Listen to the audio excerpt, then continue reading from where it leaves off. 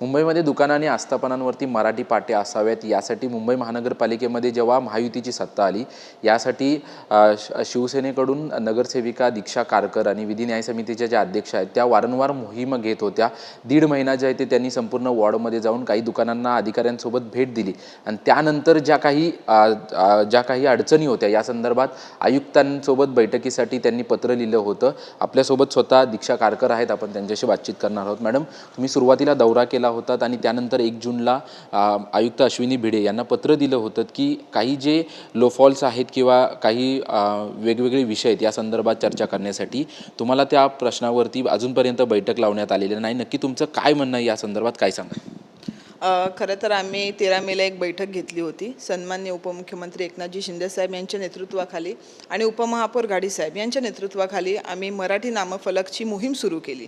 13 तारखेला आम्ही बैठक घेतली आणि 14 मे पासून ते 12 जूनपर्यंत एक मोहीम सुरू केली, ज्याच्यामध्ये मुंबईतील सगळ्या दुकाने आणि आस्थापनांना इन्स्पेक्टरनी भेटी द्याव्यात आणि ज्यांनी मराठी नामफलकला घेऊन महाराष्ट्र शासनाच्या राजपत्रामध्ये 36 क मध्ये ज्या नियम घालून दिलेले आहे की देवनागरी भाषेमध्ये कुठल्याही दुकाने आणि मुंबईच्या आस्थापनामध्ये जेवढे पण दुकानं आहेत त्यांनी मराठी भाषेमध्ये देवनागरीमध्ये प्रथम नाव असलं पाहिजे।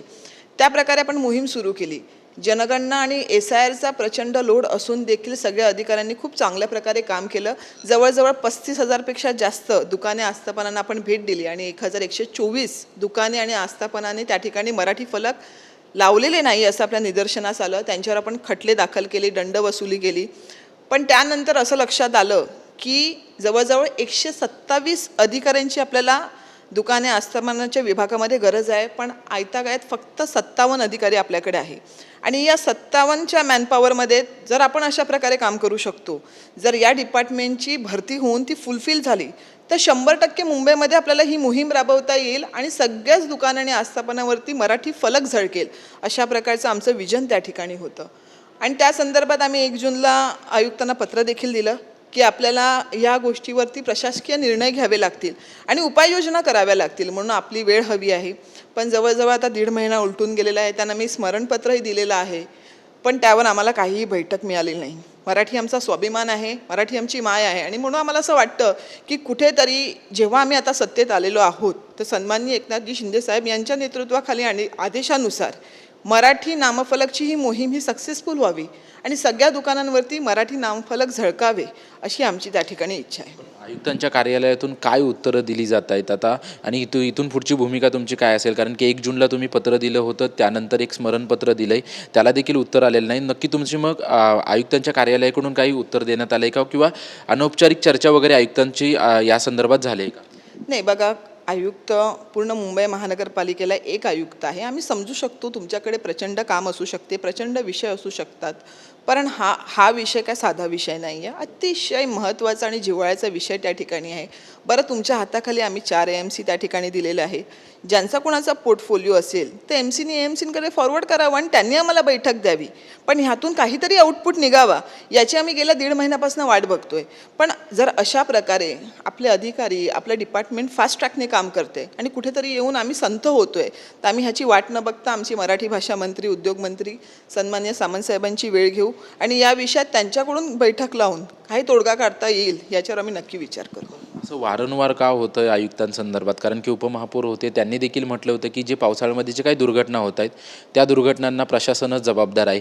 इतर काही बाबी महानगरपालिकेमध्ये होत आहेत त्याला थेट प्रशासनाला जबाबदार धरलं जात आहे। आता पण तुमची बैठक 1.5 महिन्यांपासून मागणी करताय, ती बैठक होत नाही, प्रशासनावरतीच का सत्ताधाऱ्यांचा रोख आहे?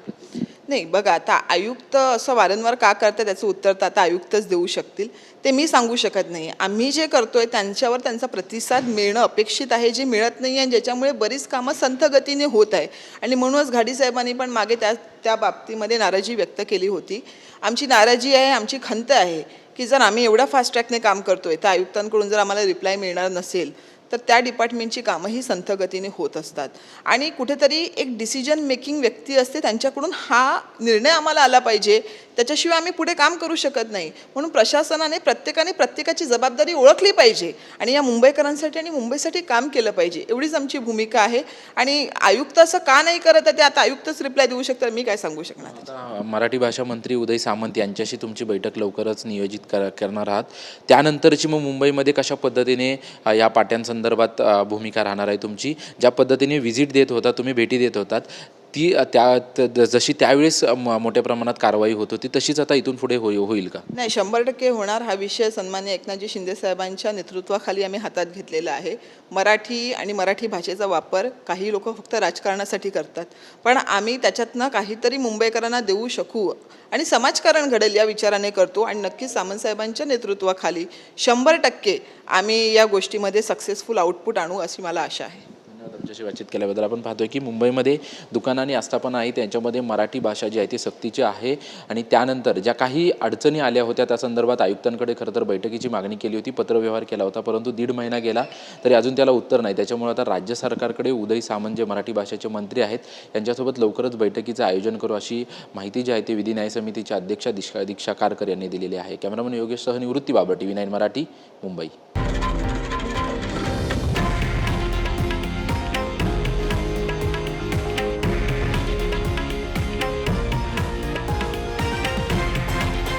हे आहे देशातील नंबर 1 न्यूज नेटवर्क आणि आपण पाहत आहात TV9 मराठी, एकमेव.